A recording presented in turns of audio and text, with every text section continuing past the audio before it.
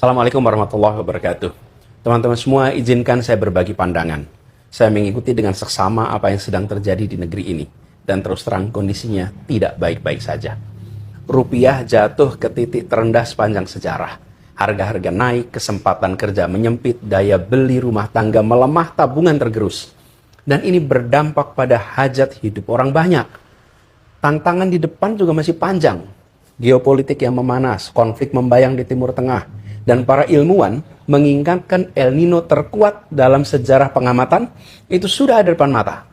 Satu ujian saja berat, saat ini beberapa datang bersamaan, maka beratnya berlipat. Dalam situasi seperti ini, yang paling dibutuhkan pasar dan publik adalah satu hal, kepastian. Bukan ketenangan semu, bukan masalah yang ditaburi gula-gula, tapi kepastian yang lahir dari transparansi dan kejujuran. Dari arah yang jelas, dari pemerintah yang tahu akan kemana negeri ini dibawa. Sayangnya, itu yang justru tidak kita dapatkan. Data dipilih-pilih, hanya yang baik yang ditampilkan, yang buruk disembunyikan. Komentar pejabat soal situasi serius sering terdengar enteng bahkan bercanda. Kebijakan berubah-ubah, hari ini begini, besok berbeda. Pasar bingung, publik bingung, investor menahan diri, bahkan sebagian kabur. Keteladanan juga tidak hadir.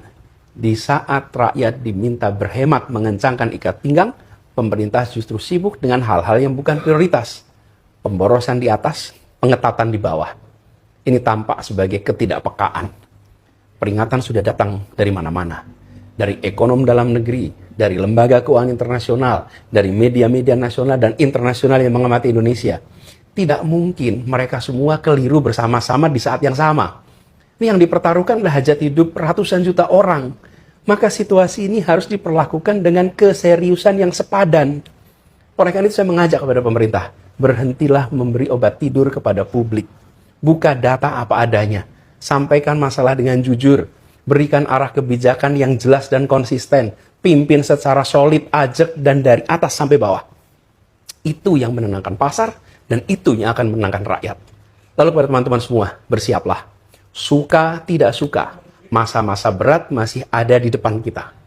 Tekanan ekonomi belum reda, cuaca ekstrim akan hadir dan menerpa, dan dunia di luar sedang bergolak. Tentu kita tetap harus optimis bahwa kita akan bisa melewati itu semua. Asal kita berjalan dengan mata terbuka, bukan dengan ilusi yang dibuat-buat. Kita pasti bisa, tapi syaratnya satu, serius. Mari kita serius mengurus bangsa ini. Terima kasih. Assalamualaikum warahmatullahi wabarakatuh.